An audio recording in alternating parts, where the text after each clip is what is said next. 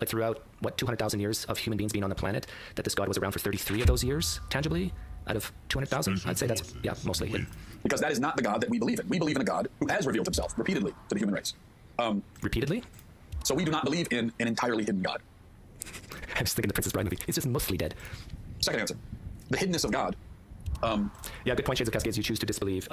It's a great point of, do we choose our beliefs? I really don't think we do, but I do think we can choose to put ourselves in situations to look at the evidence, to doubt, and so forth, to raise questions. That's what I mean by doubt. The so-called invisibility of God is somewhat of a relative thing. It's a matter of perception, you might say.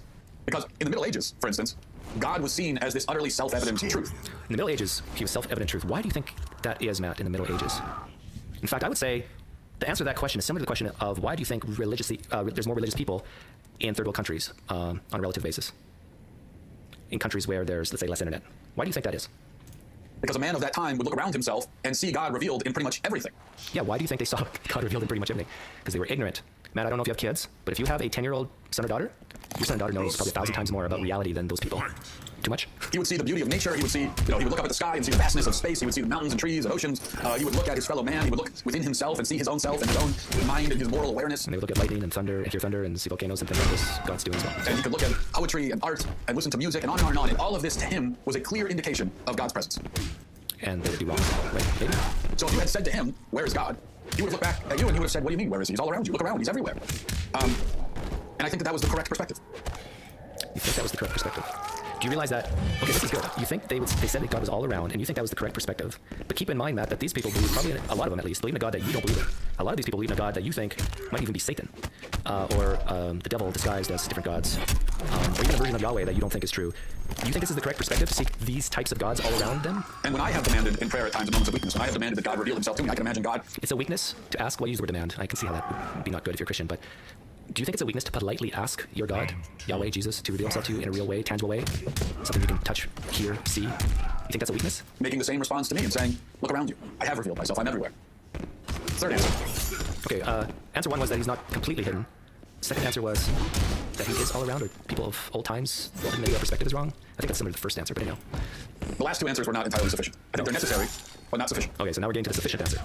Because the atheist will respond and say, okay, so you say that God was incarnate on Earth 2,000 years ago. He revealed himself to a very small smattering of people who existed back then. And okay, so God has allegedly performed miracles and all these wondrous signs for, again, a small fraction of people through the ages. And okay, so you say that the beauty of nature and all that stuff is supposed to indicate God's presence. Fine. But all of that gives rise to another question. Yeah, why not? Why did he do that for me? If God exists, and if he is willing to reveal himself through miracles and through curing the blind and through raising the dead, and through even through coming here and being raised himself from the dead, then why doesn't he cut out the guesswork entirely? Amen. Hallelujah. Why the guessing game? Great job, Matt. Why doesn't he just appear to us in the sky as this immense, beautiful, heavenly figure and speak to us? Actually, I'm not even asking for the sky. You see this? I have a chair next to me all the time in case Jesus wants to join my live stream. All of us, and say, "Hi, I'm God. Here's what I need you to do. Here's the meaning of life. Here are the things that you need to, here's how you need to live. Let me lay it out for you." He could make himself unmistakably, unavoidably, absolutely evident to everyone on Earth. But the fact is that he hasn't. Why? Yeah, I'm waiting. Now, I think that's a reasonable objection. Because he's like, it's true that even though he's revealed himself to us, as a Christian, we must admit, just give me the answer. That he has chosen to reveal himself in a way that still allows us to deny his existence. He seems to throw out these breadcrumbs, but he leaves room, and probably a lot of room, to ignore those crumbs and even to ignore him and his very existence. So you believe in the God of breadcrumbs to reveal his existence. There's clues, there's hints, there's a trail that leads to him, but you don't get to see him. He could appear to us in the sky. He could do that. He could appear to each of us individually at the same time. He could appear right before you in your home. I mean, he could force you to believe. He absolutely could. I know there are people who would argue, well, yeah, but even if God appeared in the sky, I mean, atheists would still find some other explanation for it. And maybe a few of them would. I mean, the most deluded, but I think almost everybody would come to believe in God. And I appreciate you, Matt, saying that. That's a great observation. I think that if God were to do the things that you described, most people would believe. If he were to appear in the sky and speak to us, right? And he could reveal himself in a way individually to all of us, where everybody in the world would. He could force that upon us. But why doesn't he? He could. So if the whole point is to believe and nothing more, then he could force that. But belief is a good first step. Belief in his existence is a good step, first step. And in fact, one day he will force the issue, one way or another. One day, we are all going to believe in God. One day. How do you know that? Nobody in the afterlife, no matter where they are, heaven or hell, none of them are atheists. How do you know that? Because when you stand before God in judgment, there's not going to be any disbelieving. How do you know that? There's not going to be any way around it. So why don't we get that sign now? I think it's because believing in God's existence is not the point in and of itself. It's not the point. Well, what is the point? The point is to love God. Oh. When you say love, I'm assuming you mean something deep and meaningful and precious. How deep and meaningful and precious can the love be of something that you don't believe exists? Like I can sort of love a character in Harry Potter, but it's not, I don't think, the type of love you're thinking of. So I'm back to, isn't a good first step believing that this God even exists in some way? Love is the point. To love God and to desire Him alone. That's the point of existence. Okay, I can grant you all that. If that's the point, is to love God, isn't the first step to believe He exists first? If the only point were simply just to believe in God's existence, well, then this existence that we have now, separated from God and where God is invisible, seems like a cruel joke. It seems like this weird game. Oh yes, you're exactly right. The way you phrased it, it does seem like a cruel joke. Like, it does seem like a weird game. From God and where God is invisible seems like a cruel joke. It seems like this weird game of like hide and seek that God is playing with us, where He sends us off to some abandoned corner of the universe and then hides off somewhere on some. Whoa, what's that tattoo? Sends us off to some abandoned corner of the universe and then hides off PX? Anybody know what that is? somewhere on some other corner and says, "Come and find me." And the whole point of life is just to believe and nothing more. But that's not the point of life. The point is to love. Is to love God. The point of life is to love God? But again, don't you have to first believe that God exists? And to desire it. And I would submit that for most of us, right now on Earth, a miraculous revelation would hinder us. It would prevent us from loving Him. Oh, brother. A miraculous revelation would prevent us from loving Him. Are you saying that none of the gospel writers loved Him? I'm sure he was gospel writers actually saw Jesus, at least two of them. Are you saying Paul didn't really love Jesus? Are you saying Moses, which I don't believe existed, or Abraham, who I don't believe existed, didn't really love God? Are you saying Adam and Eve, all the characters in the Old Testament and New Testament who communed with God directly, are you saying they really didn't love God? Or that they were prevented from really loving Him? It may force us to believe, but it will prevent us from loving Him. If He were to appear in the clouds before all of us right now, we would all believe, but we would not all love. I buy that. I agree with you there. We would all believe, but we would not all love. But I think you still need to believe that He exists first before you even have a chance of loving. And there are even some of us who maybe could have come to love Him, but now would not, because He has appeared. Let me explain what I mean by that. You know what'd be funny is if a God does exist and He comes down to planet Earth and just looks at guys like Matt and says, "Hey Matt, you screwed up the Bible. That's not my doing at all. This Jesus guy, no, he wasn't me in flesh." And I will use again, as I've used many times, the analogy of marriage. And I do think this is the best analogy that we have available to us to explain. Okay, I'm married, so maybe I'll start to understand this now. Our relationship with God. And it is the analogy that God the Father and God the Son both make repeatedly in Scripture. So I'm pretty confident in the analogy because it's the one that God Himself relies upon. So think about if you're a man. I'm a man. Think about when you first met the woman who would be your wife. Okay, got it. Think about that moment when you first met your wife. And you saw her, and she was beautiful, and she was full of life and energy, and you were captivated, you were enchanted, you were infatuated, right? Yep. Now, oftentimes, we'll call this falling in love. And there are people who will say, "I fell in love with my wife." Yeah, I didn't say that, Matt. That was falling in lust. It was love at first sight. I fell in love instantly. But really, and when you get married, you've been married a while, and you have 25 years, Matt, in 13 days, Matt Walsh, 25 years. How long have you been married? a little bit of maturity, and you start to understand. You realize that wasn't love at all. You didn't love your wife the moment that you saw her. It was not love at first sight. You didn't fall in love with her a second after laying your eyes on her. You couldn't. You didn't know her. You had almost nothing to go on besides her looks, which was really, if we're being honest, the main thing. I mean, in the first few seconds of meeting her, in the first few moments, in the first few days, probably in the first few months, one of the primary things attracting you to her was... You're right, Matt. You're right. You're absolutely right. I did not love my back then girlfriend, now wife. But I did have something to go on in order to love her later and to be married 25 years. And that is, I was convinced she existed. That she was beautiful. And you had a pretty surface level understanding of her personality as well, but that's it. That's all you had. You had her looks, and you had what you knew of her personality, which was not much because you didn't know her that well. So no, this wasn't love. I agree. This couldn't be love. I agree. It was captivation, it was infatuation, it was preoccupation, maybe it was even obsession. But I still knew she existed. It was an entirely emotional experience. In order for true love to develop and for a lasting marriage to be formed, these initial fireworks, this emotional experience, these emotional hysterics have to cool down. And we'll often call this we'll say, well, the in-love phase is ending. But actually, the opposite is true. It's such a stupid way of looking at it. Yeah, I agree with you, Matt. You got to get those hormones cool down in order to really start to commit, be patient, be kind. In fact, I think true love starts when you have your first argument and you see each other at the worst and you commit to each other to walk through those times together. When that infatuation starts to cool in a marriage, we say, oh, well, the in-love phase is the exact opposite. Joe, hi Doug, want me to come on live afterwards? Yeah. Write this down. Appear.in/Pine Creek, one word. I want to get the punchline here, so yeah, get ready, Joe, and you can hop on and we can talk. Opposite is true. Now here's the part where I'll play another minute because I want to see where he's going. I think I know where he's going there. He's going that if we were to see God, if we were to see Jesus in the flesh, tangible, or in the sky, we would become infatuated with Him, and that would prevent us from really loving Him. That's where he's going with this. But I would say if that was true, then no one in my shoes, who's been married almost 25 years, would truly love, because I was at one point infatuated, and that turned into love, and my wife and I have been together for a long time. But maybe he's going to say that because God is so beautiful, he would be like that, like a 12 out of 10 drop-dead gorgeous type of God, that infatuation would never go away. That's probably where he's going with this. It's actually possible to be in love. The state of being really in love begins when that initial phase ends. So it's precisely when the infatuation, emotion, and sexual attraction are no longer the number one driving forces in your relationship. Not to say they're gone, But when they are the driving forces, well, then you cannot really be in love, because that's not love. It's when those things kind of take a backseat to something else, when something deeper, something calmer, something more real becomes the bond that ties you together at that moment. That's when you can really love. This is actually pretty unique. I'm going to say it's good. I don't think I've ever heard this sort of line of reasoning before, that God has hidden himself on purpose, because if he didn't, we couldn't truly love him. But here's, I guess, one thing for you to think about, Matt, and that is, do you think you will really love God in heaven? If heaven is being in the presence of God for eternity, in all his glory, are you saying that you won't be able to truly love him then? If that's the analogy you're making, that God has to stay a little bit hidden in order for you to really get to know him and love him, is he going to still be hidden in heaven a little bit, so you're not just overcome by this infatuation for him? I think this is the downfall, Matt, of your reasoning. But none of this really matters, because in order to even get to the stage where you even have a chance to love this God, you first have to be convinced that he exists, do you know? Okay, Joe DePlato, let me see if you're in my appear here, and if anybody else jumps in, I can kick you out, so... I'm there, you think? Okay. Just because in order to yes, yeah, so mute that. Let me put you in. Welcome. Okay, am I on? I was watching the stream. I'm putting you on now. Awesome. Let's go, Doug. I'd say about an 8. An 8? I need out of 10? Yeah. Let me see. Not out of 100, right? That would be, that's okay. Do that. I'm doing this for the autistic atheists in the chat. I need everything lined up. Okay, so I'm just saying it's gonna be nice and lined up. It'll look great. So this is Joe DePlato. We talked once before, right? Privately. Yeah, I was just saying hi to you and saying yeah, I really enjoy your channel. Cool conversations, right? I mean, those are deep questions. Not a lot of people have these questions and are able to not let your ego get too far into it where you start name calling and stuff. So, well, kudos for that. Well, thank you, Joe. This is your show now. What do you want to talk to me about? I didn't bring an agenda, guys. That's all right. I never have an agenda when I start. Well, I have an agenda, but nothing scripted. At least I'd also be glad if if I'm online and you're watching something, I can be another voice to respond, and so it's not just you talking to the video. Well, what did you think about what I showed? Do you think the God you worship and serve is relatively hidden, fully hidden? Does it bother you?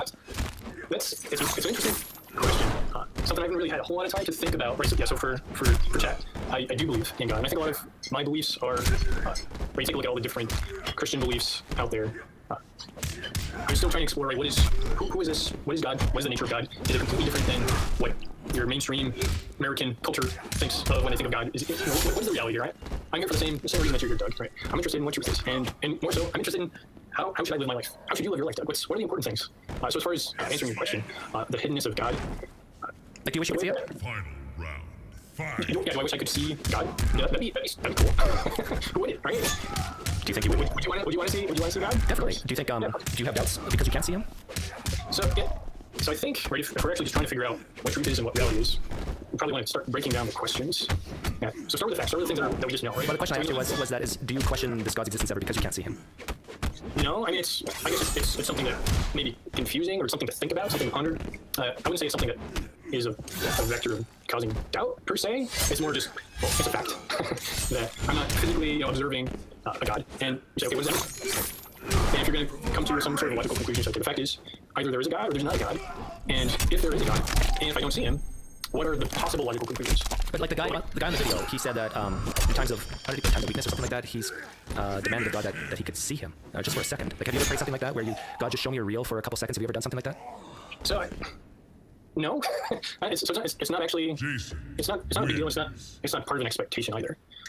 For me, my beliefs and my understanding of who God is and what He is completely evident through things that are beyond like a physical observation. How can something be completely evident to you about, let's say, how can God be completely evident to you on the basis of something unseen?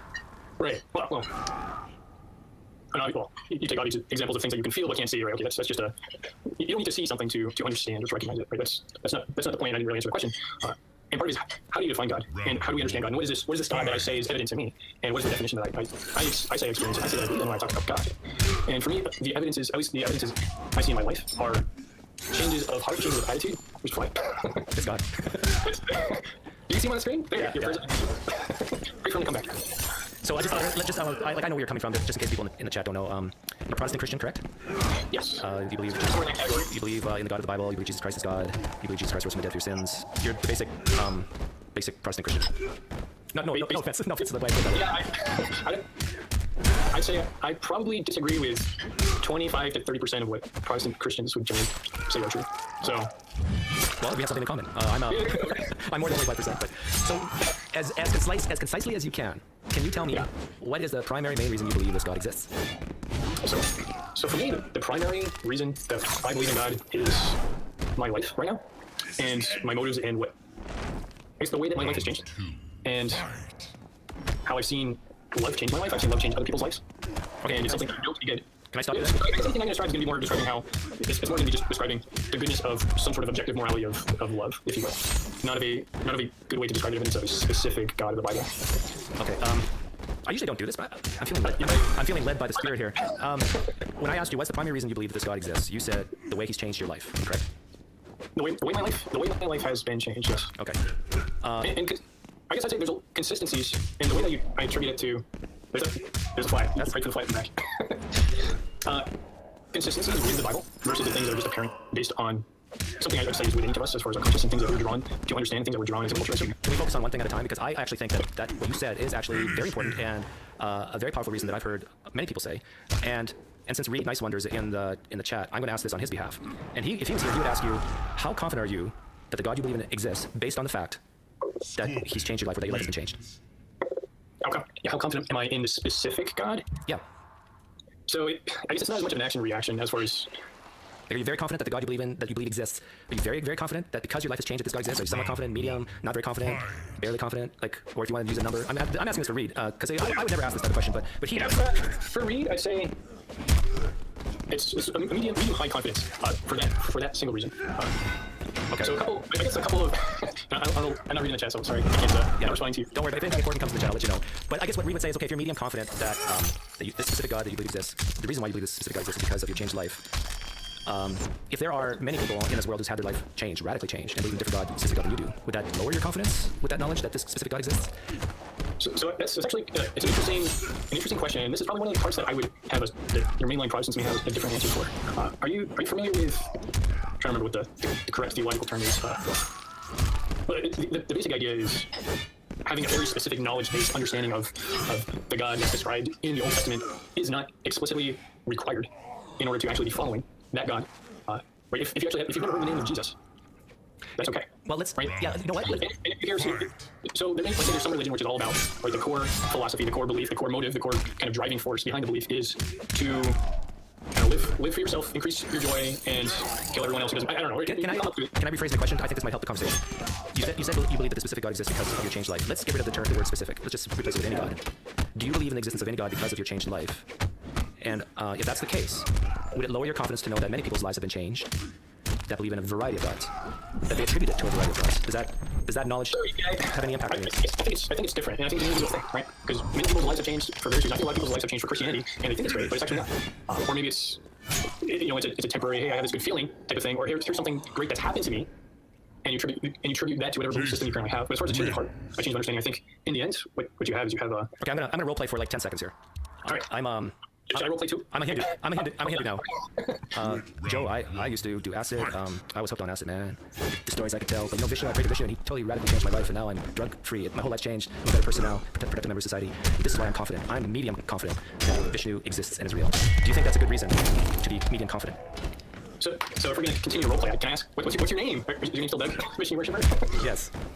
So Doug too. So your life has been changed, and so how are you a different person? Oh, I used to be a drug addict, now I'm not. Why does that matter? Oh, because I was hurting myself and the others around me that I love. Oh, so you changed to being a person who cares deeply about other people. So I am confident. I am medium confident that Vishnu exists and is real and changed my life. Do you think that's a good reason that I should believe Vishnu is real? So I think there comes a point where if the transformation of the beliefs and the change of heart becomes to be in a way that is actually in line with the God of the Bible, or if it's consistent with the understanding of the beliefs and the core of what you always say, or what I would say the nature of God is. No matter what you call him Vishnu, but if we're transforming Vishnu into Yahweh, no, it doesn't matter. I'm sorry, Joe. Right? Joe, you've transformed Yahweh into my God, Vishnu. It doesn't matter. If we're describing the same idea, it doesn't matter what we call him, right? So all gods are the same God? If the heart is the same, I think if the person is changed and the heart is the same. No, but Yahweh is a terrible God. That God never existed. But Vishnu is real, and I know he's real. I am medium confident that he's real because he totally changed my life, and I no longer am hooked on acid. Is that a good reason, in your opinion, that I should be medium confident that Vishnu exists? Because my life's been changed? Yeah. So. Yeah, Vishnu existed long before Yahweh. Hinduism is older than Judaism. Would you say I have a good reason to be confident that Vishnu exists based on my changed life? Yeah, I'm trying to think of a way to phrase it. I would say no. Is that a good way? No, I'm not trying to answer. I'm also trying to progress the conversation. Yeah. Well, I think here's one way you could answer it. No, I don't think that's a good reason to be that confident that vision exists based on your changed life, because many people in this world change their lives radically. There's so many different people in different religions who've got off addictions through the belief in Vishnu or Allah or Yahweh or Jesus or Zeus or Thor or Odin, but that doesn't mean they exist. That has no bearing on whether it exists. It's, maybe it was just the belief that exists is what did it. So that's one way you can answer. Do you agree with that answer? Yeah. So that's a decent answer. Would you accept that answer for yourself? In some ways yes, and in some ways no. So I think another bigger. There's a lot of contributing factors. Okay, I'll take it. I'll take that in some ways, yes. Let's do 3 of these. So that was number 1. Give me another reason why you believe Yahweh or Jesus exists. So one of the things I've been just trying to take worldviews, trying to understand people's worldviews, and trying to just starting from the ground up. So I think actually change the conversation. Something I'd like to ask you. This is something I haven't done any Wikipediaing or Googling, so maybe there's already an answer out there. Maybe I'll look dumb, but that's okay. I'll just have a conversation. So if we just start from what we do know, we're just interested in, right? If we just take our whole worldviews and let's just go for a second, okay. And we'll just pop into existence, and we know. Maybe I'll just say 2 things, right? We know that there's stuff in the world, there's stuff out there, and I'm experiencing stuff. Right? So just starting with the second, I'm experiencing stuff. How can that be explained? Good question. Why is there something rather than nothing? Is that the question? No. That's the first question. So actually, reversing it. Why am I experiencing stuff? I guess another way is kind of think of the thought experience. How do I know that I'm not the only person who's conscious and everyone else is a robot? Everyone else is. How do I know that's not the case? And how come I'm not a robot? If you understand just an automaton chemical reaction. Yeah. Why is there? It could be true that you're the only mind in the world and I'm a robot, or you're a robot. It could be true that we live in the Matrix and everything, that nothing has existed until this exact moment, and everything has just been, all our thoughts and memories have been implanted in our brain. But we don't go through our lives thinking like this. No. I think you're missing the point. So you're asking the basis of knowledge, I think. The basis of consciousness. Okay, you're asking the basis of consciousness. Why is there consciousness? Why? How? It's more of a question. Is can there be a natural explanation for an experiencer? Right? I work with computers. I know a lot of neural networks. There's no way you could possibly even come up with a conclusion that out of complex order we would have something like an idea of consciousness. And I'm just curious, what do you do with that? Well, first of all, I don't even know what you mean by consciousness. That's a. Are you experiencing sitting in a chair? Yeah, if experiences and so forth, that's strictly what you mean. I think that we evolved as primates for 400,000 years, roughly, or between 2 and 400,000 years. We have a very complex brain, and when it functions, this is what we call that word consciousness. I do believe. I can build a supercomputer. Yeah, so it doesn't become conscious in the same way that you are conscious, right? We don't know that. What do you think it can? Maybe you think it can? Yeah, someday maybe. Yeah. Have you watched the show Westworld? Do you think that's, well, one could say, right, you could have an indistinguishable automaton from a human, but the difference is one is actually experiencing things, one's not. Well, so why would one need to experience, why are you, Doug? Let's say somebody else popped into your body with your same imagination, your same memories, but it wasn't you. How is that different? It isn't. But you would no longer be experiencing. I wouldn't exist. Yeah, maybe someone else. So the you, as you know, as far as the experiencer, pops out of existence, another person, if you will, takes over your brain, just kind of using abstract concepts, right? And now someone else is experiencing through Doug's body, has the same memories, has the same, same behavior, same beliefs. But you, the Doug you were, ceases to exist, and it's somebody else. Why is that different?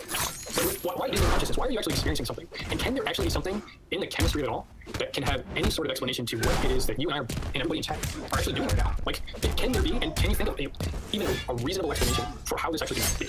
I don't think a reasonable, it's not like, if this is like the first thing, right? You know nothing except that you're here. Hey, Joe, I got your question. So this is a big. Right, I think this is. Joe, I understand what you're saying. We don't. I hear you. I understand you. Your question is getting at. I think one of the reasons you believe in God is because you can't explain certain things, and I can't explain certain things. No, but okay. If can there be? Can you think of an idea? I can say I can't explain something, therefore it must be something else. I'm just saying. Can I reasonably believe that there's a natural explanation for consciousness versus something that's beyond natural? Is that worth believing based on what I know, based on what I'm experiencing? Okay, slow down. Joe, is it a assumption? Yeah. Slow down. I think I was right the first time that this is a question of I don't know the answer, therefore God, because you said is there a reasonable explanation? You said natural. I know, but you said is there a naturalistic explanation for this? You used the word natural, which implies that there could be a supernatural explanation for it. Yes, absolutely. And you know what, Joe? Stop there, Joe. I agree with you. There could be. Good. No, I think that's a good. There could, right? And there would be ways to test this as well, I think. I don't think so. Let's think about this. I disagree. Let's say consciousness cannot be explained by natural phenomena alone. Could we test this? I think someday we could. You know how? Let's say 500 years from now, we have the technology to bring people back to life with like 99.99999 effectiveness. So they kill me, a version of 500 years from now. And I'm dead for a full week, but I'm not scared because I'll come back. Or they know how to revive me even a week later.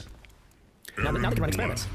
And they can say, okay, Doug, we're going to kill you. And if you, the essence of Doug, is really more than just matter, then maybe you'll be able to read that random number generator at the top of the shelf in this room. Maybe you'll be able to do certain things and come back with verifiable results that we can repeat. Yeah, if there's a very specific truth about consciousness and whatever you're describing was like an out-of-body experience, then that could be testable. But I would argue that if you were to do that, any answer that you were to give would be indistinguishable from that which would be a sophisticated robotic, if you will, a sophisticated biological creature. No, I'm dead. It would be indistinguishable from a scientist. Whatever you call it. You can make whatever you want. You're talking about, right, you're going to prove something that could be unknowable otherwise.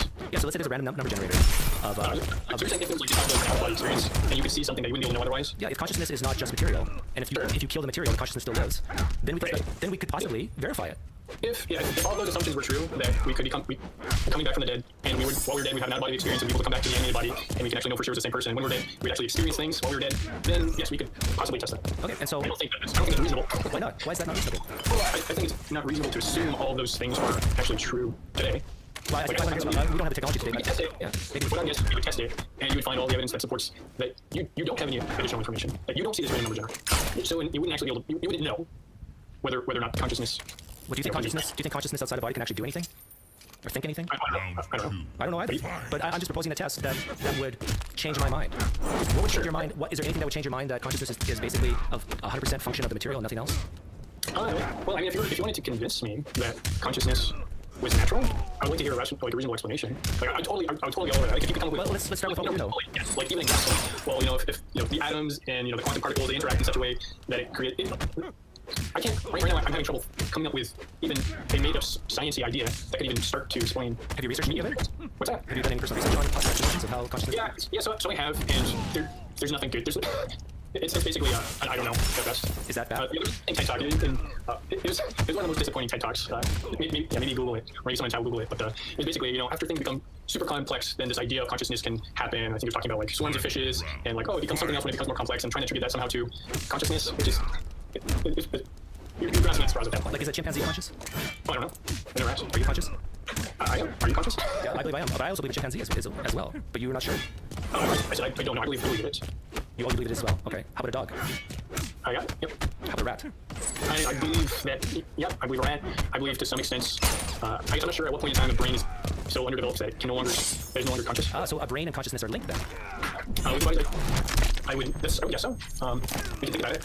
Because you made the comment that you don't know how underdeveloped the brain have to be before you lose consciousness. Before being unable to experience consciousness in a natural body, right? Does a rock have consciousness? I don't think so. Do you think? I don't think so either. But I'm asking you these really, I guess, simple questions because I'm getting to the things we agree on. That it seems to both of us, I think, that the brain is involved somehow. As far as we can, yes. And really the only thing that I can actually prove is I know that I'm conscious. I know you're conscious. I don't know if a chimpanzee is conscious. I can guess based on the evidence, but I also believe my worldview. Like if I believe that I'm nearly the same as a chimpanzee, or if I have a whole bunch in common, then I would reasonably say, yeah, if there's actually very little between biological creatures, why wouldn't? Like consciousness. But the other question is, well, if there's something supernatural, then how can I even start to? We start making assumptions, okay, about how the supernatural must work. And either I'm guessing that I'm the same or I'm different. But I don't know. You have to make an assumption. Either I believe. You watched my split brain video I played the other day, right?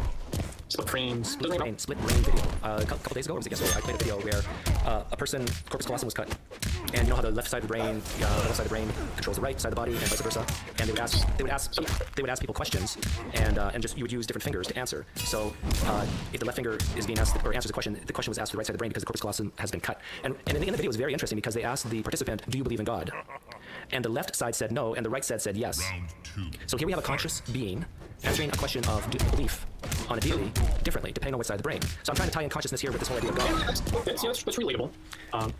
These are just one of the things that it's fun to think about. What is this conscious thing? I know I'm experiencing this, like, when you're old, this is like all that you know, right? I just know that I'm me. But is the fact that you find no good reason, and I would tend to agree with you, consciousness is something very difficult to understand, but is the fact that there's no good explanation in your mind for consciousness, does this have anything to do with the reason why you believe God exists?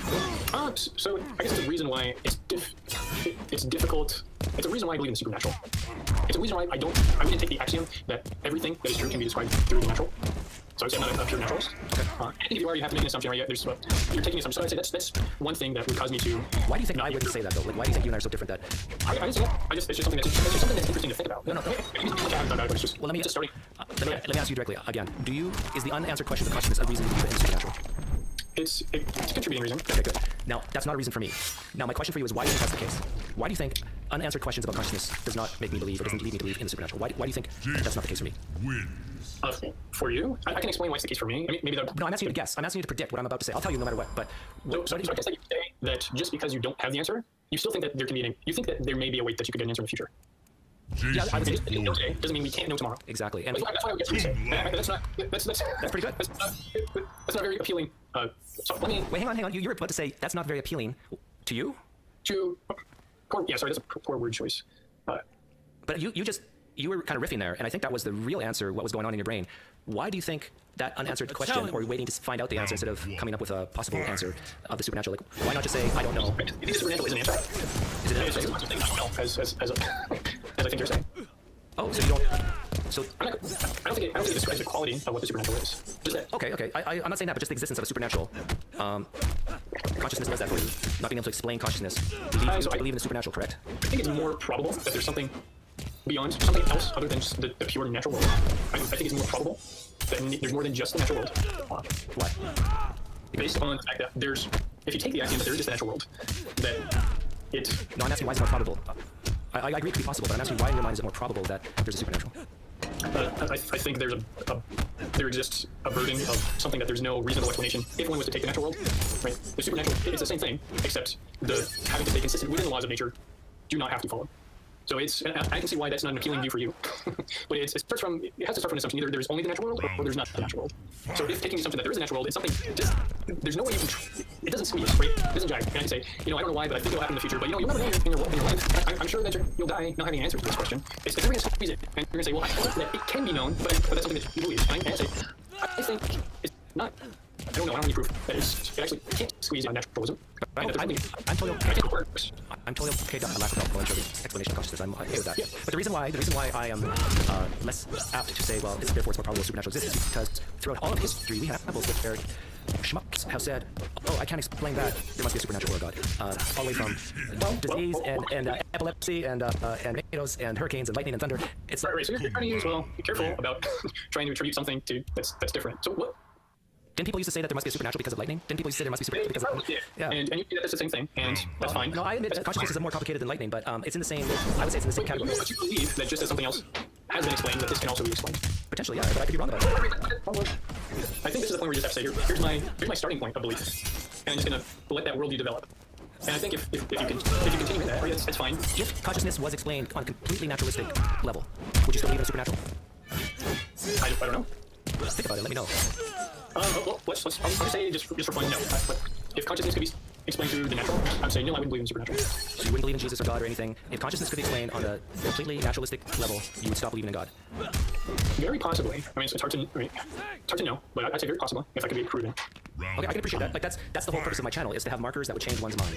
And I gave you a marker that would change my mind on the opposite side. Like if we did the test that I was describing earlier. Now I would still say that now consciousness is immaterial because now we've demonstrated over and over again that it is completely independent of the brain, and therefore there's something other than a material explanation. So I guess that would force me into more of a supernatural, whatever that means. But anyhow, yeah. So we both have markers that would change your mind, and that's great. Yeah, so the other marker, which I know you've talked more about, is first cause. That's something that's really intriguing. It's fun to think about. I think it falls in the same ballpark of you start with an initial assumption. But I really want to get to what's really important to you, because you mentioned the first thing you mentioned was the changed life, and then when we talked about, well, maybe that's not a good reason, we went to consciousness, and now we have markers that would change both our minds. Is there a third thing? Is it first cause, or is there something else? Oh, well. That's what I just said. It's what's on my mind, so sure. But because I know. But yeah, I'd say it's in the same ballpark as consciousness as far as is there a rational, natural explanation? I'd be up to talking about and thinking about that. I'm very happy not having the answers to things. But if I think something cannot be answered, then I think you want to choose, okay, I think it cannot be answered, or I think it can be answered and it hasn't been answered, or two various different things. And you have to choose which one of those you actually think it is. If I think it can't be answered by this, Why do you have to choose before you even look into it? Why do you have to choose? Like, I do. Well, I mean, it's going to be one of the basic. I mean, you're going to be assuming one or the other, or just say, I haven't thought about it. I'm not thinking. That's possible too. You've never thought about it. I think you should still always be curious and still investigate. But Oh yeah, absolutely. So, do you believe that it's possible or probable that matter has existed eternally? Do I think it's probable? On board the bridge on TOS, there's just like everything's constantly and it's like, how do we know when everything? We should have a soundboard recording of just the interior, how stressful it is to It be would on board probably that at the ship. same time give me a panic attack and put me right to sleep. You know what I mean? Because it's like I know, such it's a memory. so comforting. Those All the parts sounds, but it's together. also stressful. So It's like the sound of the Finish chip on board the Enterprise is it's like such the perfect white noise. Yeah, that you mean just, the like, on TNG? Yeah, on TNG. Can I tell you about something that drives no, me nuts? that's what's weird. That recently, I don't know what the hell I was watching or listening to, and somebody was like, Captain's Log, Star Trek Enterprise, and I was like, what the fuck is wrong with you? I don't know, I can't remember. Like, it was a comedian or somebody just like riffing on Star Trek or something, and it made me so more angry than when people say Trekkies. It made me so angry that somebody was like, Captain's Log, name of the show, Enterprise. Do you think that a captain would say the name of the show, name of the ship? What is wrong with you? It just, Alex so Keaton, my son. I'm so glad that we have these family ties. Captain's And then, Log. like, look at the camera. Star Trek Voyager. yeah, like exactly. Like why? Starship Enterprise, like that Starship. They don't know they're in Star Trek because they're in Star Trek. Yeah, it's very. I just wanted to point that out. Is this like Westworld? Is this necessarily? Are they going to be sentient? Is this like Black Mirror? The What are we robot talking about wakes up here? and goes, good morning, Westworld. I would get mad at that. It would drive me crazy. I think the Trekkies thing isn't driving me as crazy. I think that the like idea of people who say Trekkies are not Trekkers and it's fine. And like otherwise, if somebody, are you a Trekkie? I wouldn't be like, no. Well, you know what I mean? Like, and I think that gotten to the point of like, but I can tell that you're not. You know, like by you saying that, and like we You're very identify each other. pedestrian. Yeah. Oh, you don't have a relationship with this shit. That's fine. Like so condescending as Trekkers are want to be. So I'll read the synopsis since Vero is ordering us food. Yeah, you want some? I'm good, thank you. I literally have a Taco Bell gift card that I'm gonna use. Oh my Jesus God. Somebody sent me is it from your $50 worth of stocks? Taco Bell. $50? Yeah. That's so sweet. Is that like a I have fan gift? very nice fans that are very nice. I love your fans. They're very nice. Yeah, sure. Sounds good. Whatever. We're watching The Schizoid Man. The Enterprise responds to a request for medical assistance from Dr. Ira Graves, considered by many to be the greatest living mind in the universe. Considered by me to be the stupidest person I've ever I seen. can't wait to talk about this episode. It is It's the bonkers. stupidest genius in the world. I mean, everybody's talking about. They do Calm such. out. They talk about how this guy is the smartest guy. Everybody's wetting their pants about him. There's zero proof. There's zero There's evidence not to a suggest. single thing that they give us to tell us why. We're just supposed to believe it, and that's it. He doesn't- Because usually the show is like pretty good at painting out the world. Yeah, But showing. like it doesn't do that at all. They're just like this guy. Well, he is smart. He And just then says like, I taught your dad how to make you, so call me grandpa. and it's that's all, like, but that's it's about only all. to data. It's not to like the, Yeah. like Picard, Riker. None of them quote a thing he did or said like, you know, Right. he made this thing or we wouldn't be here without this thing or so. Just one Lazy. line of dialogue. That just One says, line. This is why we have this, like thermonuclear fusion and the whatever. Like Well, they talk about his his discoveries about artificial intelligence. At some point, Yeah, but like that's that. okay. But it's so broad. and that's also just plot points. It's plot. I'm and talking about a couple little extra things. like what did he actually do, or show What him was your favorite thing We he have did? him here. Have him show him do something. Show, don't tell. Exactly, but they don't ever do that. Basically, this guy has living on this planet with basically no one. Of course, just one beautiful woman, which is a real throwback concept to the original series. And Real, like, yet another mad genius living alone on a planet. A very tired plot device that they use in the show. And the assistant puts out a distress call because I guess he's sick. And so the Federation's like, you gotta help this guy. He's like super important, and his discoveries we gotta know about them. So Enterprise, you're the nearest ship. Go help this guy immediatamente. And then Can I ask you a question because I didn't watch the episodes ahead of this one and I have a fully encyclopedic knowledge of why is Dr. Pulaski on the bridge? she replaced Crusher in this season. Okay, got it. There was nothing, no explanation about. Like at the end of the season, she was still there, and then at the beginning of the season, she wasn't. And they were like, she took a very prestigious position, not on the show. She went to a farm upstairs. She's running free, not She's knowing an about actor, medical you know stuff on a farm. She's a vet. And now we have a new redhead to not know about medical stuff. So Pulaski gets called away because there's like a ship nearby that has a hull breach, and so there's all these medical disasters, which we later find out. Forceps and stuff. Exactly. They have to scan a bunch of people and like gently place their hands on their heads, and so they can hold when you envision these disasters, it's pretty easy to imagine. It's just a bunch of extras who are like, oh, and they're like laying down, They have like Ash Wednesday marks on and their then they face take one of those little like wands to them, and then they go, yeah. and then the wand farts at them, and then they feel better within minutes. I just see like the extras like tent where they like Yeah. when production like, Right, dumps all the extras. Yeah, to, and they like hang all day. throw some injury-looking things on them, and their uniforms have soot on them all Yeah, the time. exactly. And half of them have So- like their jeans that they came from, home. Home, like Pleasure, home yeah. The shirt. They're ripped. Just rip it up. Just have it be ripped. Ooh, is that Old Navy? You're gonna be wearing a rip sheet? Okay, perfect. And then Pulaski has to go supervise that mess. Which is just silly because we never see it. Right. Like, I think there's gonna be a solid B plot here. if we Yeah, never go no, to it. that It's was just my wife Pulaski- watched this with me and she was like, fascinating, there's literally no B plot. She was like, I mean, I guess this is what just TV was like. And I was like, no, they just didn't write B plots into this. Because a lot of really- stuff was like absorbed. But the last screenplays. episode we watched, they really did. Yeah. It was full of B plot. And also, and they got super distracted by it. So it was like, I guess they just were like, let's not whoa. try that again. Slow your roll. Let's just get rid of this one. We can't juggle at all. too much. This one has such a funny, wild cold open. Yeah, let's that watch it. just happens and then is not really referred to again. Nothing, sir. That's since their initial. I'll start it over as per. Is arguably the greatest human mind in the universe. Pulaski just walking For through the years, gate. he's lived in near isolation on a remote planet, devoting full time to his research. 8 hours ago, the what I would like- message from his assistant urgently requesting medical aid. I mean the hope data we can part. reach him in time. Oh, right. I forgot that they're on the bridge. Okay, so you're Nothing, not. sir. That's since their initial communication. They sent out a plea for help and they cut off transmission, so they can't tell if there's any help on the way. Doesn't make much sense. I love Riker being like, Sorry, ugh. I have to walk down. So mad about I'm it. so angry I gotta walk on carpet. Staffing command considers that Graves' work on molecular cybernetics is reaching a critical stage. That's all we ever hear. Considers priority one action. A man is ill, Captain. Treating him is my priority. No need to be weird and. part. I love Something this. about his new image. I tell you, he's been acting kind of strange lately. Feels like it's I like that. from a different episode. I'd say he The was nice showing scrunchies signs on. of insecurity. Troy. Yes, but you do know better. Androids don't feel such things. I don't know. Sometimes I think he's becoming more human than any of us realize. Take a look Come in. in a book. it's a good setup for what's happening next. Yeah. So, like that's Jordy, is Counselor Troy with you? his pursuit Yes, I'm for here, Data. humanity. Jody said you wanted to see us. Indeed. Or stated more I correctly. mean, it makes sense, but it's I also wanted you to see me very it's just insane. wackadoo to me. It's The so way that it's done. I'm totally like inventing. Yeah. It's totally like This is clearly like we could do this, and they're like, should we? But it is Data it's turns that around. they- oh my god, the worst data look I've ever seen, and I've seen damage your face. lore. Did you damage your face? It is a beard, Jordy. A fine, full, dignified beard. Well, Jordy does Finer have that is pain. such a Respect them. I know. But only like a just weird, bizarre person can play this well. Deanna can't he handle does it. such a great job though. Like later on in the episode, when he's playing somebody inside somebody this other thing. He does do. When I stroke the beard thusly, do I not appear more intellectual? I'm sorry, I have to go now.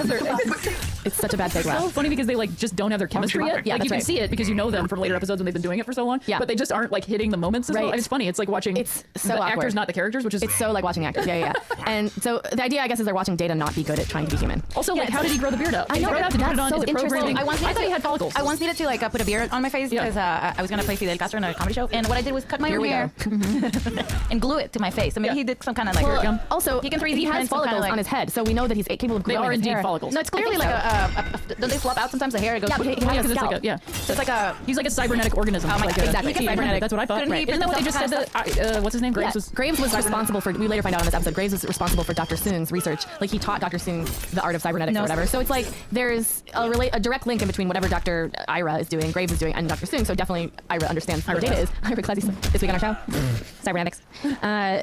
So Data has a scalp, and what I was thinking is, what if Data shaves? I thought like what Data if had, Data like, is a- a member of Bevel Shape Club? I thought Data had like a wig glued to his like, and then he has a bunch of little doors in the scalp. There are doors, but I am saying it is a scalp. Scalp doors. It's like a remote TV when you change a I battery. have doors in my yeah. scalp. Yeah, Are you of guys? course. Yeah. I have a couple windows up there. Yeah, windows. I got doors. I got a big window. I got a balcony back here. It's really nice. Yeah. Purely I terrifying. have one of the smoker's windows. I think my theory is that they printed some beard and he just like he's able to like snatch it in like a weave it. I like that. I actually snatch theory. I did a little background research on this, and it turns out that Data actually is a member of Bevel Shave Club. Bevel Shave Club is the #1. Okay, we're gonna go to a break real quick, and when we come back, It's it time for won't break. be a Is Bevel everybody Shave read this Club. thing where there's a break? Alice is gonna take a pee pee. Oh, I gotta look. I like that. Okay, I'm gonna take a quick #1. I don't know how to not say it. Apparently, I have to say what I'm gonna do out there. One of the things that I decided I want to do to like, support is watch one day at a time. Yeah. Like it's a Latino show Right. that is actually, I don't have any gnarly stories about it. And I know that it's not like Latinos, but we step over Latinos to like make it happen. So I'm like, Yeah, you find the other stuff. I'll yeah. watch this. I don't know. I can't fight against the other one because people are going to think I'm I love the bad. download feature on Netflix. I love that it means that I can too. watch it on the plane tomorrow when I go see my mom. Oh my God, you have to watch it. It's so good. Have you watched it? No, but I've haven't. heard great things. It has good queer storylines, right? Yes, it really does. The teenager girl is gay, and the show starts without this being like they don't talk about her sexuality at all. It's mostly like her personality, and like versus like she's like woke and like likes marching and likes protesting, and the grandma is like such a traditional like Cuban grandma, and so there are more topics like wear makeup, and then she's like, grandma, this is how I am, this is how I feel comfortable, Right. but grandma's like, okay, but you do know that it does give you a certain power to be attractive, and she does have a point about it that she understands from her Right. perspective as a two generations ago. So the granddaughter like tries it the grandma way just to like try it and to like connect with her grandma, and but she makes her point about how it does make her uncomfortable. She just wants to try this other thing. And then the grandma it's just like talking it out. These like generational differences. Instead of everything, yeah, and so that is already wonderful. And eventually they do. I think it's actually the grandma who notices that she might be gay because she keeps hanging out with a friend like too much, and they're all together all the time, and they stay over like all of the for weeks. All the nights. So the grandma every time like they're like, why are they always together? It's too much. Grandma's like, weird.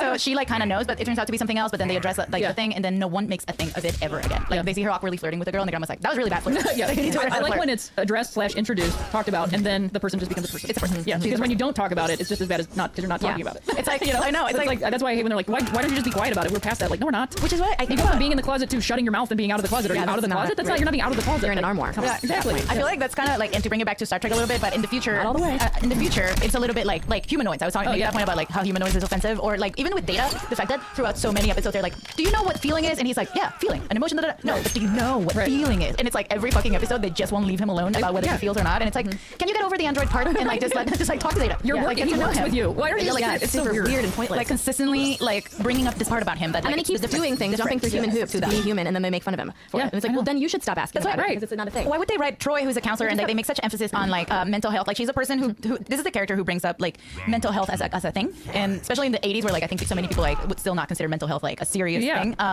And she's a person who later says like it might be a mental thing. Let's do a test. Let's see who this person like. Not everything has to be physical. And they have her just like laugh and run away for the beard. Like so many jokes in Star Trek just like throw an entire character off their actual tracks just to like make a joke. Or, like make like a cheeky little comment. And it's like And it's no, always she's a mental terrible. health professional. Why would she laugh at him. Right, Yeah. yeah. He has shown It's true. self-consciousness. Like he has shown like And he's here, trying like, out She would be here. really sensitive towards him and 'cause not. she seems like the one person that understands he's kind of a child. Yeah. You know, because And she- he's like an adult, but he's only an adult because he was built as one. Yeah, it's I true. wrote, how can an android pick up a specific interest in any topic, like being human Right. or appearing a certain way? Like, Yeah. why would he pick this? But if he has that ability, Yeah. he can certainly get self-conscious enough. Like, he's clearly trying to conquer this topic. And as a psychiatrist and a mental health professional, she would be fucking fascinated by that. Like, she'd be like, "Oh my god, this means so much. I have to study." You know, like they she'd be just threw freaking 2 out. more women in the writer's room and like maybe one healthcare I professional, can bring my lunch. mental health professional. So they we've would come probably back from break for a bit, but I also wanted to talk quickly before we jump into the episode about Ria's episodes that she's been doing, because I noticed a little more comfort in this room here in Forever Dog Studio. Oh, yeah. Since Ria, you've been recording here for a while. I have. Do you want to I've been here quickly? for months, just recording every day for 24 hours a day. Brett hasn't eaten in a year. He hasn't. He looks it. You know? looks it. He's gaunt. Good for you, Brett. No, not Looking good. He looks terrible. Getting that beach body together. He can barely raise his finger to press record. Beach body, like dead on the beach. Dead on the Yeah, beach body. beach body. Swiss Army man. Beach farting throughout the film. Body. So your podcast is going well. It is, yeah. 2 episodes in the bank, and the first one comes out on the 21st. I don't know when this is dropping. And what is it called, your podcast? It's called 3 Swings with Ria Butcher. It's a baseball podcast. 1, 2, Very brief. 3. The whole audience got on board and got off board. Our audience is very trained. So once the applause button goes off, they're just like, wow, it's incredible. They're like a chorus. Yeah, they really are. Really. Wow, thanks everyone. Yeah, so I'm excited about that podcast. Me It's so too. fun. Is it just Guests, you? Do you have to- It's just me and for most of it, and then I either have a guest or like a sort love of it. long form sort of talking. But yeah, it's just me talking into a microphone about it. Oh, I love it. That's awesome. It's what we need. I'm gonna have to subscribe. Is it out? Can I subscribe right It now? comes out the 21st, but you can subscribe right now. Okay, let me- on I'm gonna iTunes, do it right now. Spotify, Okay. Stitcher, And all the those title things. again. Three Swings with Ria Butcher. And if you were listening to like Lee Matt as Hell, my World Series travel diary, it's on the same like RSS feed. It's on the same stuff. Ooh, So you I should like this like baseball be style. set up. Yeah, my pals at Little Friends of Printmaking designed that podcast logo for Wow. me. They are wonderful people and artists. They make really cool stuff in Japan right now. Wow. Because they're big in Japan. Of course they are. Yeah. I want to be big in Japan. Me too. Well, you are. I'm I think most 5'9", people there so are I feel small. like, Yeah, it so it might would be normally. Wow, guys, we're Bada so bing. woke supposedly. Supposedly, it's. I mean, come on. We've talked so much about the. It is a scientific. The That's what I otherization. mean. There are also tall people in Japan. It's just not the average. Yeah, is it's what not like not the normal- median. The median, right? Exactly. Actually, yeah, we're kind of like it's like saying, you know, what is a type of cat? I was like, where is this gonna go? It's like saying, oh, what is it gonna be like saying? What is a type of cat? Like there are Tabby? Yeah, like that's a specific. It has a group of characteristics, right? Physical ones. Yeah. Yeah. And I guess other. Yet People are Still cats. cats. People are cats. that's how I kind And of the see point is, things. people have never not been cats. I think Right. that's the most. That's true. That is the hardest part about it. Is Program all, with multiple techniques. wow, we're off in our. I don't know why. I think they'll be relevant, and they never are. How about You're better at this. I kind of feel like it's just. It's not really my wheelhouse. let's see. We're talking about racists like this, and I want to say How basic shall I be? there you go. I don't know. Who was that just said that? Let's meet Dr. Data. Graves. Oh, it was Data? It's data. We're 4.5 stars. Yeah. Don't remember how I texted about this? We texted. Can't address it. We can't address it. Remember my idea for the segment? Oh yeah, let's read good reviews. Okay, but let's do it later. Another day. Okay, can we have no phone time for a while? It's hard for me to receive orders like this. It's a request. Okay. It's not an order. That's not how we work. That's an order. We do need. Data was not listening to any orders, and we were like, why? Ooh, segue. It's so funny that like they pretend like it's a mystery that this Right. guy inserted himself into Data because like Data's like, yeah, I do have an off button, and the guy's like, "Mwah." It's so clearly something is up with Data, and they're like, what's up with That's Data? the craziest thing about this episode. That's why the beard is like a fake Right. Mr. X. So weird. Silly. When let's see him meeting Data, because when Dr. Graves meets Data, it's like a big bonding moment. Dr. Graves really feels like he's related to Data in some way. To his Happy son, ending. grandson. The mechanical man gets his wish. Stories often have happy This is a endings. genius speaking, It's life that throws you for a loop. not a crusty sea Must captain. be so hard for you to be so close to being human and yet never really knowing what it's like to know pain. But pain is unpleasant. So it seems like is it you not? Pain, lust, envy, I guess we were lust, talking about pain pleasure, or one thing. desire. Do you know what desire is, Data? Desire? To long for, to crave, a wish, a request. Do you know what desire is? Oh my god. No. I do not suppose I will ever really know. Oh, I feel pity for you. Your existence must be a kind of walking purgatory. Neither dead nor alive. Never really Right, yes, my feeling feelings, anything. supposedly. But it's a very Just flat- existing.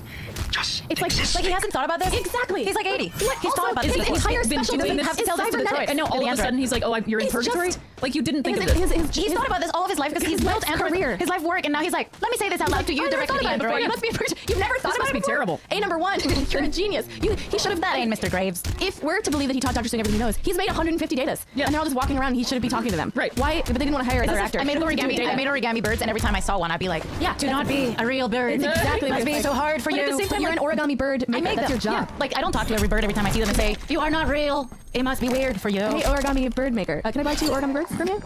Yes, but Yeah? they are not real birds. They no, I know. I want them actually to be are made of paper? Oh yeah, Perfect. Yeah, it's Yeah. hard for them. Must be. Well, if they could. okay, can I just- actually talk. If they could do anything, they all Are speak you like okay? that. They're all like, ah. I was trying to pimp you into something. I don't know what exactly you were. If you read a note, I know. I passed a paper I'll under, just write a script for or like improv make things. a sign language. Tell me what you want me to say. Ah, yes. I don't like being prompted into things. I know. I'll go the other way, and I know. I'll never meet the expectations. It wasn't of right for your me to brain. do that. I don't know your mind powers. And I'm not good at doing the improv thing where you like prompt something. You know. I tried. If you're trying to meet expectations, you never will. Exactly. I'm really bad at that too. Yeah, but I still like the results. Is that weird? Am I wrong? No, you're a good improv teacher. Am I wrong? So, I just think that focusing, it's weird because so much so the conversation about like AI and stuff like that is about consciousness. Yeah. Like whether or not something has consciousness. And then in this, Data has consciousness, and that's not good enough because he doesn't feel. Yeah. Which is weird because to me, it is less purgatory to have consciousness without feelings than it is to have no consciousness. Right. It does map out kind of like how humans are about evolution. Like Right. it's never enough. And it's always like they're always like baffled by things. They're like, I don't know. Yeah, and also this is I think it's a fair time to bring up the fact that Data's character had a lot of people in the autism community like sort of reacting to him as like, okay, this guy's like kind of a fun approximation of like, you know, our behavior, and a lot of people on the spectrum related to Data and were like, we love this character because he's, you know, curious in the way we're curious, and he has the like trouble reading people in the way we have trouble reading him, so he's kind of like a hero. And then for these episodes to go to plod on and on and on about not having humanity, Not being good enough, yeah. It's like so insulting in a way to this incredible character they created. And even Brent Spiner constantly being like, I want to be not Data. I mean, be like cool Data or whatever. I can understand being exhausted playing that character. Yeah. But yeah, it's weird to set him up as like a foil as opposed to like. Yeah. So I wanted to point out something about right before they beam down to like this. Jordy's like to downstairs. They go. Jordy's like the effects of warp might be unusual, and then Deanna's like, what do you mean? And then someone else is like, you'll see. And then they beam her out. Yeah, and then she's like, for a moment I thought I was in the wall. I would have filed a report. Like you were. I would have filed a report. I would have been like, I'm sorry. Right before they beamed out, someone told me something really fucked, and then they straight up were like, you'll see. You might disappear, and then like they just beam me out. Like, You know, it's I would supposed like a you're warning. supposed to keep your heart rate down before you go in to be beamed down, Like, and it's a really my good heart rate point. was up. I would really like a warning before, and also like, why didn't they tell us this in Starfleet, and what do you mean by unusual? Also, like, am I gonna be if split? Deanna is on the ship, she went through Starfleet training, so there's no reason that she wouldn't know what they're talking about. But if it's something new and if she doesn't know, like first warning, aren't they lost? Let's pump the brakes. I would sue the Federation. Also, they would just, as a matter of course, tell everybody that's transporting what's happening. They would, if there was a new transporting technology, there would be like a dumb, boring seminar, you know, be like Right about it. Hey guys, so before you Or beam they'd, that like down, you have send to everybody a sign brief this on their form. iPad about what it was, and if she just didn't read it, that'd be on her. Just sign this form. It says that the effects are unusual and it specifies exactly how. Oh, okay. I sign it and then I go. But it's like, it will be wacky. And she's like, what do you mean? My entire body's about to disappear and appear somewhere else. And they're like, huh, you'll see. It's so ridiculous. I don't know. I just find Surprise, it bye-bye. They just like, I feel like these kind of weird ass things tend to happen more with female characters. Oh, like she was supposed to have 3 boobs. Yeah. Oh my god. I mean, just saying. I think I blocked out that fact, and then every time I remember it, it's You like have to traumatizing. watch the show. But it's like in the TOS episode where like they have this psychiatrist that is an expert, and she keeps being like, call me Helen, call me Helen. Like all these titles are confusing, and then everything she says is like the dumbest thing ever, and everyone interrupts her on top of that, and it's like nothing makes sense of what you're doing with this character. Why would you make it so wacky? Like this is crazy. Like Deanna Troy laughs out and like leaves, and then now she's I don't know. Yeah, it's wacky. So we all knew Wacky. from the beginning that I feel like. At what point did you know watching the episode that Dr. Graves was going to insert his personality into a machine? I mean, like the second, basically. Yeah, the Right, minute you're he's like, talking about it. oh, The second yeah, he's like yeah. off button. Yeah. So it's sort of like this thing. I think that maybe with And the our- music was also leading. And I think like maybe it's a situation where like we're living in the time that we're living in now, where we have all this studies about like transferring consciousness and everything that we know ahead of time. Like Westworld has already happened, it's fine. So like we know what's gonna happen, but like this rest of the, it's like one of those things we were watching an episode where it's like, but I know what's gonna happen. I know exactly what's gonna happen. I know how the whole thing's gonna Right. play out. They're gonna get out of this. It's gonna be fine. But It's more just like a hilarity ensues but kind if of an you, episode. exactly, because if you stay with it, you get to see Data really having a ton of fun playing the Dr. Graves inside of Data's body. Who was on trying to Mad be Men. Data. Oh, he was Robert It Price. was all that. This is him and delivering more. the eulogy. But he was not perfect. Perhaps his greatest flaw was that he was too selfless. He cared too much for his fellow man in an area of thought for himself. Lieutenant Cellar. A man It was like a with knight. limitless accomplishments Yeah, he's like a and medieval. unbridled modesty. Okay, that's I can weird. safely say that to know him was to love him, And then everybody kind of and to love him was to know him. Deanna's got an eye roll moment. Those who knew him Even Wesley's over it. Will was so loved him, while those who did not know him loved him from afar. Oh my God. I'm almost finished, sir. You are finished, Data. Ooh, so cool. Can we address this like weird ass assistant drama? Like, Yeah. It's super They made creepy. love in that planet. It's sexual harassment. It's I don't so think they bizarre. did. I think he just came on to her constantly. And she was in didn't love with know him? anything else. No, she wasn't. I love Because that. the age difference is too big. But beyond the dynamic, which is clearly disgusting, the fact that Clearly she was doing this research, like she wasn't on the planet to be his weird, like will they, won't they companion. She was his assistant. Yeah. So she'd been working by his side, and yet she had no idea that he was planning on putting his consciousness into a person. Like Yeah. how, on what, like I guess, like was she doing her own research? Like what the fuck? Or was she just standing around being blonde? Ah, yes, that was it. Probably. In a Doing remote planet. assistant stuff that women do. I think he kept her in a cage, and she didn't even know it. She was like, "This is what people."